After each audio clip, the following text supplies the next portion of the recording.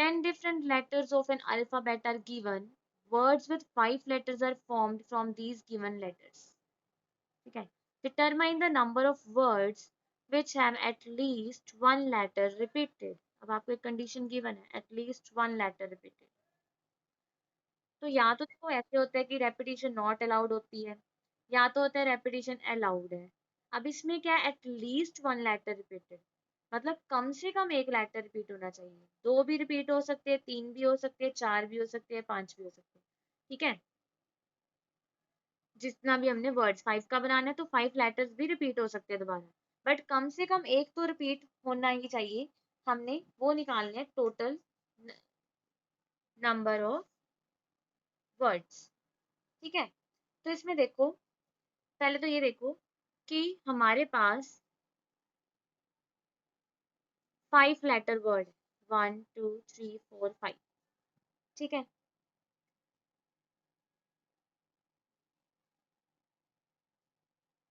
हम क्या करेंगे, इसमें रेपिटेशन अलाउड के साथ पहले निकालेंगे कितने वर्ड्स बनते हैं, टोटल नंबर ऑफ वर्ड्स निकालेंगे सबसे पहले.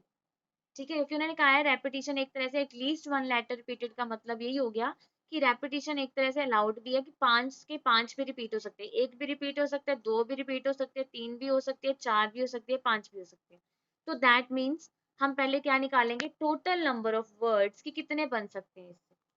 ठीक है. तो देखो अगर हम कहें कि रेपिटेशन अलाउड है तो इसके लिए भी 10 चॉइसेस हैं, इसके लिए भी 10 चॉइसेस हैं, इसके लिए भी 10 है, इसके लिए भी 10 है, इसके लिए भी 10. ठीक है. हर लेटर के लिए हमारे पास 10 चॉइसेस है. That means 10 raise to power 5. ठीक है. तो हम लिख सकते हैं ऐसे कि the number of 5 letter words which can be formed from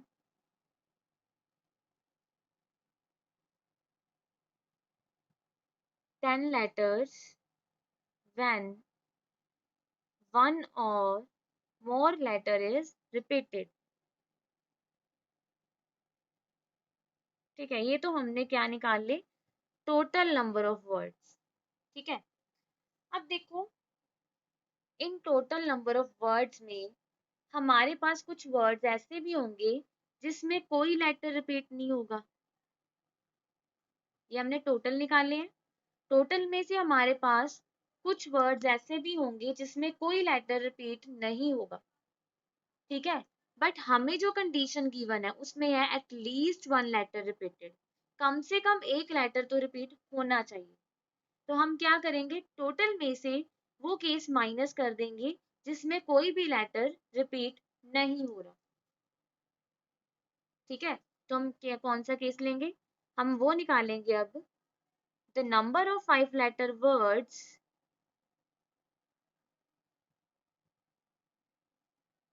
which can be formed when no letter is repeated. कोई भी लेटर रिपीट नहीं हो रहा. तो वो क्या होंगे, टोटल हमारे पास जो लेटर्स हैं वो 10 है और प्लेसेस कितनी है, 5 है. तो वो क्या होगा, जब रेपिटेशन नॉट अलाउड होते तो हम परमुटेशन यूज करते हैं. तो वो हो गया 10p5. दैट मीन्स फर्स्ट के लिए इसके लिए 10 चॉइसेस है, इसके लिए 9 है, इसके लिए 8 है, इसके लिए 7 है, इसके लिए 6. ठीक है. उसको हम परमुटेशन में कैसे लिखते हैं, 10p5. अब ये थे टोटल नंबर ऑफ वर्ड्स जिसमें रिपीट वाले भी है, नॉट रिपीट वाले भी है. ये है हमारे पास कोई लेटर रिपीट नहीं हो रहा, तो हमें चाहिए at least one letter is repeated. तो वो कितने हो जाएंगे, तो this implies the number of words in which at least one letter is repeated are, वो क्या होंगे, टोटल में से हम इसको क्या कर देंगे, माइनस कर देंगे. ठीक है. तो इसको सॉल्व करके हमारे पास आएगा 30240 and 10 raise to power 5 is, इसमें से हम ये माइनस कर देंगे तो हमारे पास आ जाएगा 69760. ठीक है. ये चीज ध्यान से देखना, एटलीस्ट वन लेटर रिपीटेड है, इसका मतलब कम से कम एक लेटर रिपीट होना चाहिए। तो एक तरह से रेपिटेशन अलाउड है कि एक भी रिपीट हो सकता है, दो भी हो सकती है, तीन भी हो सकती है, चार भी हो सकती है, पांच भी हो सकती है। तो सबसे पहले हमने टोटल नंबर ऑफ लेटर्स निकाले, टोटल नंबर ऑफ वर्ड्स निकाले जो इस लेटर से बन सकते हैं। अगर रेपिटेशन अलाउड है बीच में तो टोटल नंबर ऑफ वर्ड्स बनेंगे 10⁵ ठीक है, दैट इज 1 लाख। तो उसमें से हमने क्या किया, जहां पे रेपिटेशन नॉट अलाउड है, नहीं हो रही, वो वाले नंबर माइनस, वो वाले लेटर्स माइनस कर दिए, वो वाले वर्ड्स माइनस कर दिए, बिकॉज उन्होंने कहा है कम से कम एक लेटर रिपीट होना चाहिए। तो हमारे पास वही रह गए जहां पे रेपिटेशन हो रही। ठीक है, नेक्स्ट देखो, in how many ways can 5 children be arranged in a row such that two of them Ram and Shyam are always together.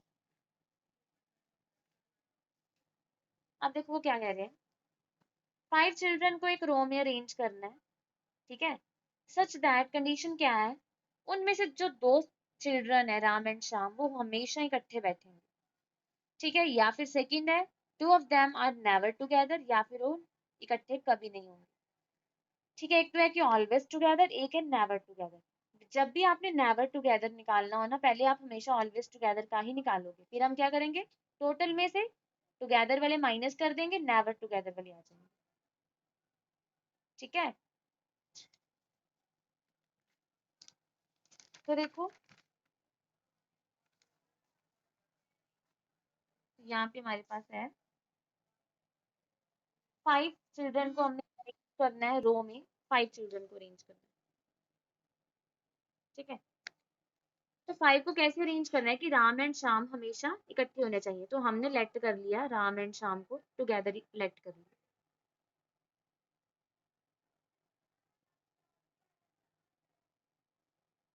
ठीक है, तो हमने लेट कर लिया राम एंड श्याम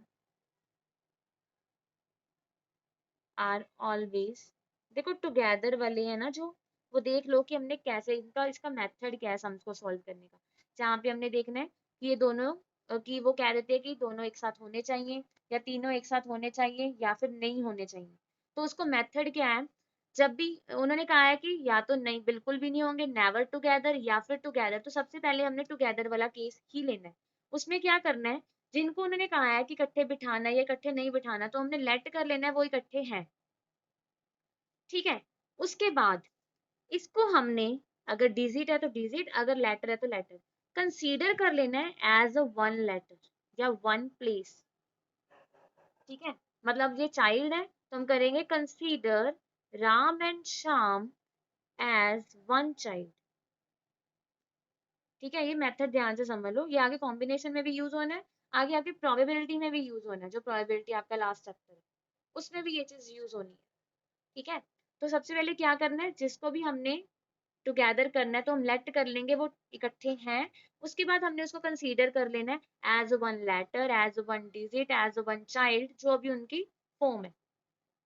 ठीक है, जब हमने इसको एज वन चाइल्ड कंसीडर कर लिया, तो हमने देखना है अब हमारे पास कितने चिल्ड्रन हो गए, एक ये हो गया, दो तीन चार। ठीक है, तो नाउ देयर आर 4 चिल्ड्रन।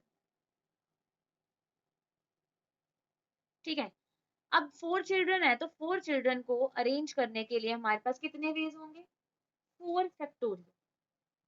ठीक है, तो ये चीज याद रखना, जितने रह गए हमने इसको एक लेटर एक कंसीडर करना है, तो हमारे पास जितनी प्लेसेस हैं उतने फैक्टोरियल वेज हमारे पास क्या आ जाएंगे।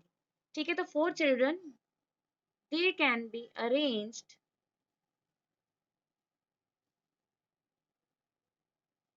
इन 4 फैक्टोरियल वेज। ठीक है, अब उसके बाद देखो, जो ये राम एंड श्याम उन्होंने कहा है हमने इसको इकट्ठे बिठाना है, तो हम ऐसे भी तो बिठा सकते हैं, राम श्याम या श्याम राम। उन्होंने ये तो नहीं कहा कि आर फर्स्ट प्लेस पे होना चाहिए या शाम उससे नेक्स्ट ही होना चाहिए, नहीं ना। तो उसके बाद हमने देखना है जिसको हमने एक कंसीडर किया है उसको अरेंज करने के लिए कितनी चॉइसेस है। ठीक है, तो हमने फिर उसको देखना है। Also Ram and Shyam can be arranged together in 2 factorial veg. दो पर्सन है, दो ही प्लेसेस चाहिए, ठीक है। तो total number of required arrangements क्या आ जाएंगी, 4 factorial multiplied by 2 factorial, that is 24 multiplied 2, which is equals to 48, ठीक है। अब सेकंड पार्ट है कि नेवर टुगेदर। तो जब आपने नेवर का निकालना है फिर भी आपने ये चीज करनी ही करनी है। अब हम क्या करेंगे, इसको टोटल में से माइनस कर देंगे। अब देखो टोटल प्लेसेस कितनी है हमारे पास, 5 है, ठीक है। तो टोटल नंबर ऑफ चिल्ड्रन 5 है, total places 5, sorry total number of children, हाँ जी 5 को हमने अरेंज करना है ना रो में, तो 5 ही प्लेसेस होंगी। तो इनको अरेंज करने के लिए हमारे पास वेज भी कितने होंगे, 5 फैक्टोरियल वेज, ठीक है। तो हम कह सकते हैं टोटल नंबर ऑफ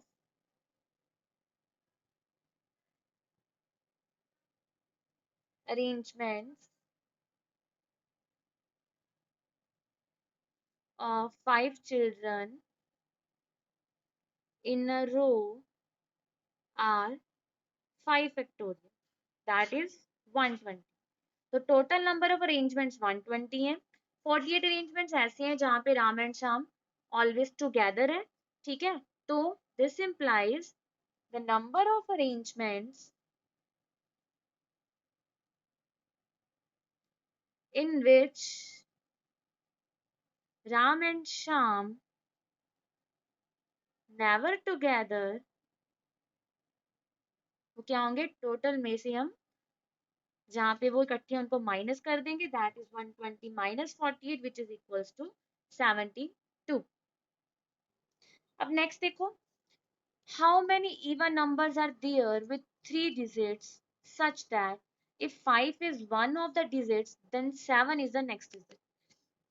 देखो इसमें सम्स कराने का मेरा कह रहे हैं, ध्यान से देखना। इवन नंबर्स बनाने हैं हमने, how many even numbers are there with 3 digits, 3 digit का इवन नंबर होना चाहिए। सच दैट, अब कंडीशन क्या है कि 5 is one of the digit, एक तो उसमें 5 होना चाहिए, then 7 is the next digit. अगर 5 है देन उसके आगे वाला 7 होना चाहिए। मतलब ये जरूरी नहीं कहा कि एटलीस्ट 1 5 होना चाहिए, उन्होंने ये नहीं कहा कि होना ही चाहिए 5। वो कह रहे हैं कि 3 डिजिट का हमने इवन नंबर बनाना है। पर सिंपल देखो, वो कह रहे हैं कि 3 डिजिट का इवन नंबर बनाना है। तो वो कह रहे हैं कि अगर इसमें 5 है कहीं पे भी तो उसके नेक्स्ट वाला 7 होगा। अगर 5 नहीं है तो कोई प्रॉब्लम नहीं है, अगर है तो नेक्स्ट वाला 7 होगा। तो यहाँ पे देखो ऐसे हम अगर कहें कि या तो 5 यहाँ पे हो सकता है तो 7 यहाँ पे होगा, या फिर 5 यहाँ पे हो सकता है तो 7 यहाँ पे होगा, है ना। तो ये दो केसेस बन सकते हैं अगर 5 है। अगर 5 नहीं है तो फिर हम देखेंगे क्या होगा। बट अब एक और उन्होंने कंडीशन की है, इवन नंबर्स। नंबर्स क्या होने चाहिए, इवन होने चाहिए, ठीक है। तो अब देखो इवन नंबर्स के लिए जो कंडीशन होती है वो ये होती है ना कि लास्ट डिजिट होता है, जो यूनिट डिजिट होता है वो क्या होना चाहिए, इवन होना चाहिए। दैट मीन्स 2 का मल्टीपल होना चाहिए, है ना। तो अगर हम ये केस देखें कि 5 यहाँ पे है तो 7 होगा यहाँ पे, तो ये तो पॉसिबल ही नहीं है। क्यों, क्योंकि 7, अगर 7 यूनिट प्लेस पे आ गया तो वो इवन नंबर नहीं रहेगा, ठीक है। तो मतलब आपके पास एक ही केस होगा कि 5 कहाँ पे होगा, हंड्रेड्स प्लेस पे होगा, वो टेंस प्लेस पे नहीं हो सकता। क्यों, क्योंकि नंबर हमें इवन चाहिए। उन्होंने कहा है अगर 5 कोई डिजिट है तो उसके नेक्स्ट वाला 7 होना चाहिए। तो अगर 5 टेंस प्लेस पे आ गया तो यूनिट प्लेस 7 हो जाएगी। बट अगर यूनिट प्लेस 7 होगी तो वो नंबर इवन नहीं रहेगा। बट हमें कौन से नंबर्स निकालने हैं, इवन नंबर्स निकालने हैं, ठीक है। तो ध्यान से देखो, तो हमें चाहिए इवन नंबर्स, तो हम कह सकते हैं फॉर इवन नंबर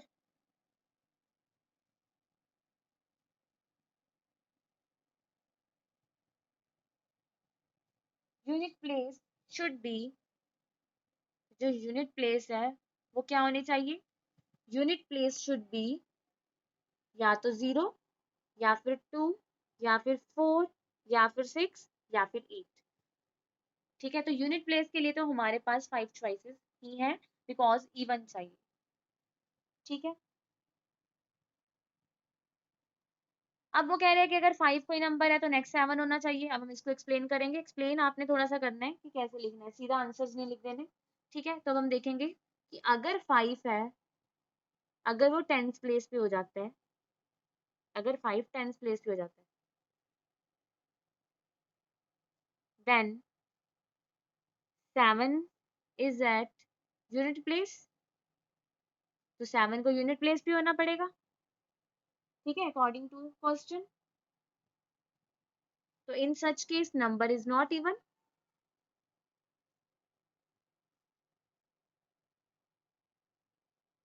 तो नंबर इवन ही रहेगा, तो ये वाला केस हम नहीं लेंगे। तो हम कौन सा लेंगे? So 5 can be only at hundreds place.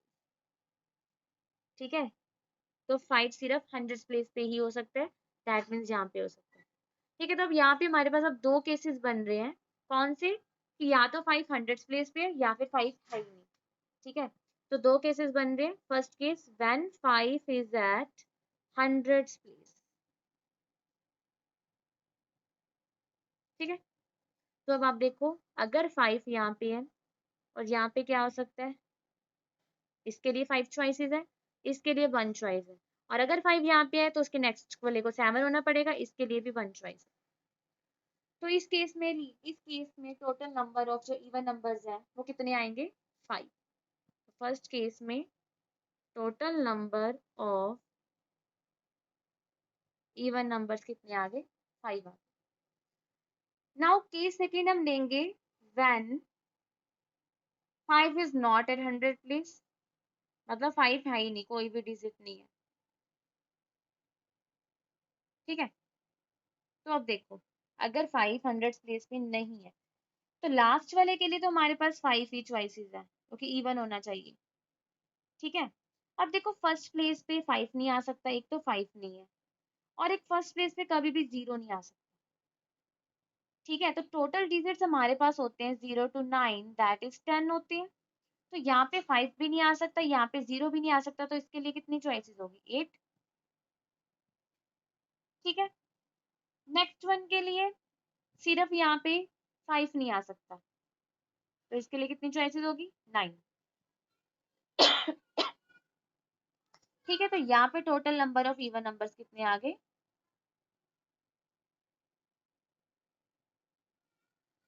ये हमारे पास हो जाएंगे 360। ठीक है, अब देखो ये दोनों केसेस क्या इंडिपेंडेंट है एक तरह से एक दूसरे से, कि अगर 5 100 प्लेस पे है तो total number of even numbers ये हैं, अगर 5 है ही नहीं तो total number of even numbers ये हैं। तो ये इंडिपेंडेंट केसेस हैं, दोनों एक दूसरे से इंडिपेंडेंट है, तो यहाँ पे हमारा कौन सा रूल लगेगा? Principle of addition. ठीक है, मतलब यहाँ पे फंडामेंटल प्रिंसिपल ऑफ एडिशन लगेगा। हम इन दोनों को total number of even numbers निकालने के लिए, required number of even numbers निकालने के लिए क्या करेंगे? दोनों केसेस को ऐड करेंगे। ठीक है, तो वो कितने आ गए? 365। ठीक है, देख लो एक बार ध्यान से।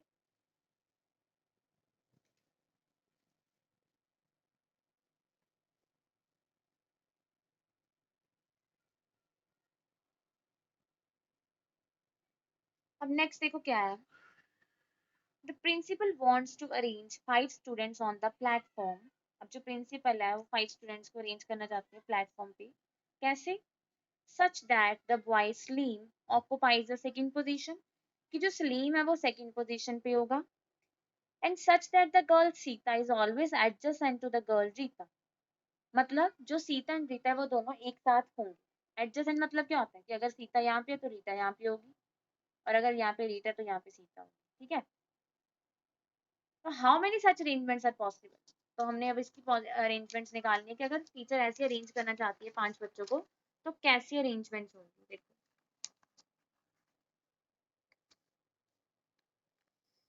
हाँ जी, अब देखो, पहले तो कितनी सीट्स हैं? 5 सीट्स है ना। 1 2 3 4 5। ओके, अब देखो कितने, ओ उन्होंने कहा है कि जो टीचर है वो सेकंड प्लेस पे स्लीम को बिठाएगी ऑलवेज। ठीक है, तब देखते हैं। तो यहाँ पे हमें नहीं, और उन्होंने कहा है रीता एंड सीता दोनों एडजेसेंट होनी चाहिए, तो मतलब रीटा और सीता कभी भी फर्स्ट प्लेस में नहीं आएंगे। क्यों? क्योंकि अगर यहाँ पे रीटा आती है तो यहाँ पे सीता को होना पड़ेगा, या यहाँ पे सीता आती है तो यहाँ पे रीटा को होना पड़ेगा। ठीक है, बट उन्होंने कहा है सेकंड प्लेस पे सलीम ही है। ठीक है, तो फर्स्ट प्लेस पे रीटा भी नहीं है, सीता भी नहीं है। अब देखो, अब अगर हम कहते हैं कि यहाँ पे सीता है तो यहाँ पे क्या होगी? रीता। अगर यहाँ पे रीता है तो यहाँ पे क्या होगी? सीता। और कैसे हो सकता है? यहाँ पे भी बिठा सकते हैं। अगर यहाँ पे सीता है तो यहाँ पे रीता होगी, और अगर यहाँ पे रीता है तो यहाँ पे सीता होगी। मतलब यहाँ पे हमारे पास 4 केसेस बन रहे हैं, 1 2 3 4, जैसे टीचर ने अरेंजमेंट कही है वो करने के लिए। ठीक है,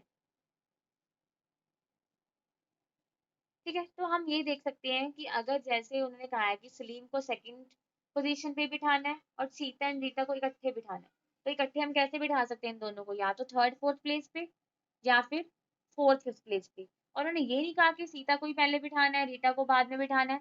तो ये भी केसेस आएंगे कि रीटा पहले है, सीता बाद में।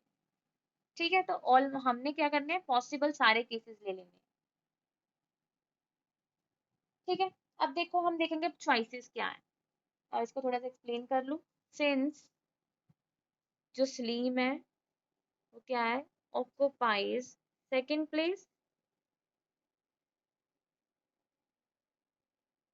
And the girls Rita and Sita are always adjacent to each other. ठीक है, सो देयर आर 4 केसेस।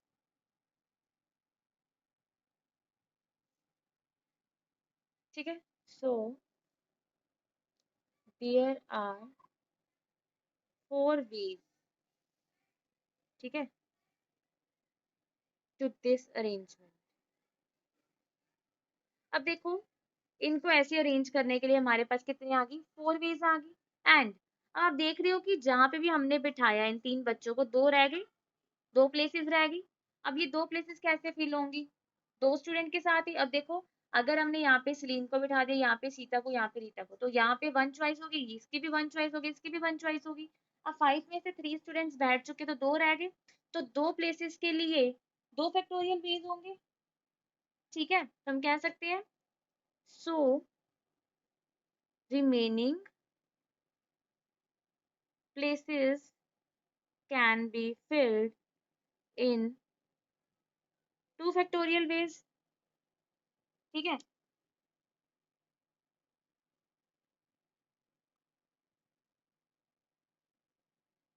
तो total number of required arrangements कितनी आ गई?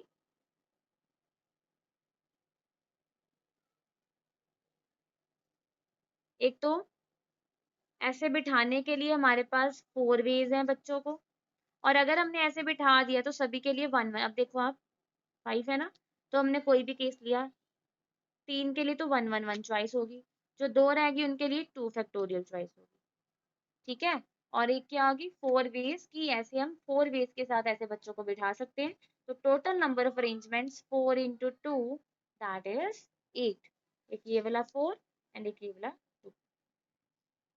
अगर ऐसे हमने बच्चों को बिठाना है तो टीचर के पास कितने वेज हैं बच्चों को बिठाने के लिए? 8 वेज। ठीक है, नेक्स्ट देखो, how many numbers between 400 and 1000 can be formed with the digits 0 2 3 4 5 6 if no digit is repeated in the same number। मतलब रेपिटेशन नॉट अलाउड है। ठीक है, वो क्या कह रहे हैं? How many numbers between 400 and 1000।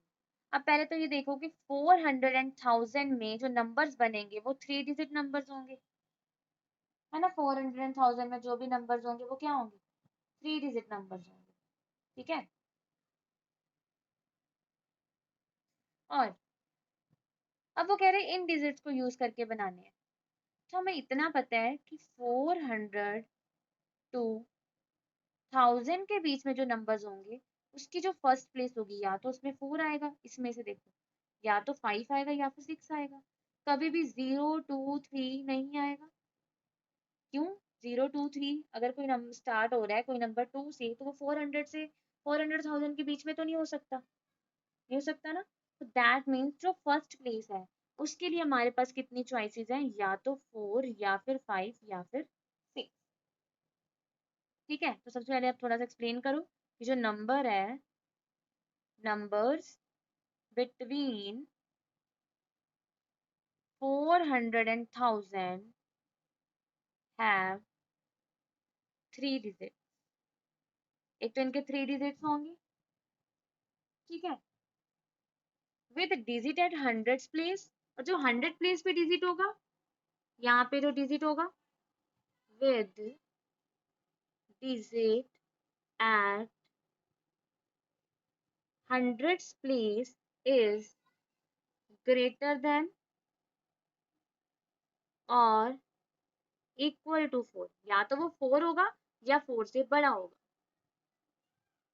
ठीक है, so 100 place can be filled in 3 veg.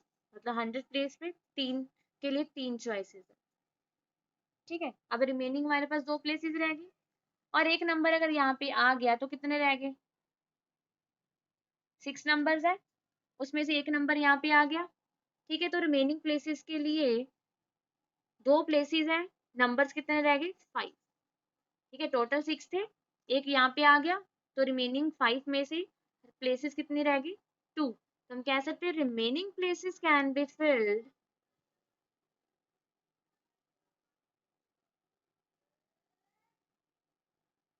in 5p2 ways, that is 5 factorial divided by 3 factorial, which is equals to 20। ठीक है, तो रिक्वायर्ड नंबर ऑफ नंबर्स कितने आ गए हमारे पास? रिक्वायर्ड नंबर ऑफ नंबर्स कितने आ गए? 3 × 20 विच इज इक्वल्स टू 60। ठीक है, फर्स्ट प्लेस के लिए 3 चॉइसेस एंड 2 रिमेनिंग के लिए 5p2 which is equals to 20। तो 20 into 3 is 60। ठीक है, नेक्स्ट देखो बस, find the number of ways in which 5 boys and 5 girls be seated in a row. और फिर हमने क्या करना है? नंबर ऑफ वेज निकालने हैं जिसमें 5 बॉयज एंड 5 गर्ल्स को एक रो में बिठाना है, सच दैट फर्स्ट पार्ट है इसका, all girls sit together and all boys sit together. Second है all the girls never together. ठीक है, तो नेवर के लिए भी मैंने आपको बताया, नेवर के लिए भी पहले हम टुगेदर वाला केस ही निकालेंगे, है ना। तो फर्स्ट पार्ट करते हैं पहले कि all girls sit together, all boys sit together. 5 boys हैं 5 गर्ल्स है, दैट मीन्स 10 प्लेसेस होगी। तो हमने लेट कर लिया कि फर्स्ट 5 प्लेसेस पे देखो, अब हमारे पास ऐसे 2 केसेस हो सकते हैं। ऐसे हो सकता है या तो कि पहले गर्ल्स हैं फिर बॉयज हैं, या फिर पहले बॉयज हैं फिर गर्ल्स। ठीक है, तो मतलब बॉयज एंड गर्ल्स को अरेंज करने के लिए, इकट्ठे अरेंज करने के लिए 2 चॉइसेस होगी। उसके बाद 5 प्लेसेस बॉयज के लिए, 5 प्लेसेस गर्ल्स के लिए। अब इनको हम कैसे बिठा सकते हैं? 5 फैक्टोरियल वेज के साथ। कोई भी बॉय आगे पीछे हो सकता है, कोई भी गर्ल आगे पीछे हो सकती है, जैसे मर्जी बैठ सकते हैं, G1 यहाँ पे G2 यहाँ पे। ये तो नहीं कहा कि पहली गर्ल, कोई भी ऐसे नहीं है कि ये फर्स्ट है या सेकंड है या थर्ड है ना, कि ऐसे ही बैठना है। तो जैसे मर्जी बैठ सकते हैं। तो उसके लिए टोटल नंबर ऑफ वेज कितने होते हैं? अगर 5 प्लेसेस हैं, 5 ही पर्सन है, तो 5 फैक्टोरियल वेज होते हैं। ठीक है, तो देखो हम कैसे लिखेंगे इसको। हम कह सकते हैं कि 2 groups of boys and girls, एक तरह से ग्रुप कर लिए ना बॉयज एंड गर्ल्स का, कैन बी अरेंज्ड, इनको हम अरेंज कर सकते हैं 2 वेज में। ठीक है, या तो पहले गर्ल्स फिर बॉयज, या फिर पहले बॉयज फिर गर्ल्स। उसके बाद बॉयज को बिठाने के लिए भी 5 फैक्टोरियल वेज है, एंड गर्ल्स को बिठाने के लिए भी 5 फैक्टोरियल वेज है। ठीक है, तो हम क्या लिखेंगे आगे? And 5 girls and also 5 boys can be arranged in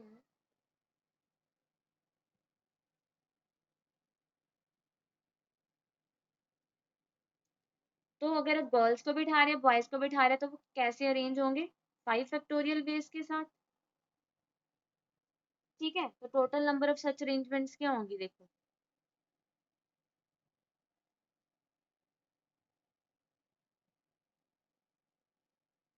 क्या होगी एक तो दो चॉइसेस हैं इन दोनों ग्रुप्स को बिठाने के लिए अब 5 गर्ल्स को बिठा रहे हैं उनके लिए भी 5 फैक्टोरियल अरेंजमेंट्स है 5 बॉयज को बिठा रहे हैं उसके लिए भी 5 फैक्टोरियल अरेंजमेंट्स है दैट मीन्स 2 इंटू 5 फैक्टोरियल की होल स्क्वायर तो ये हमारे पास क्या हो गया अगर क्या करना है गर्ल्स एंड बॉयज को all girls sit together and all boys sit together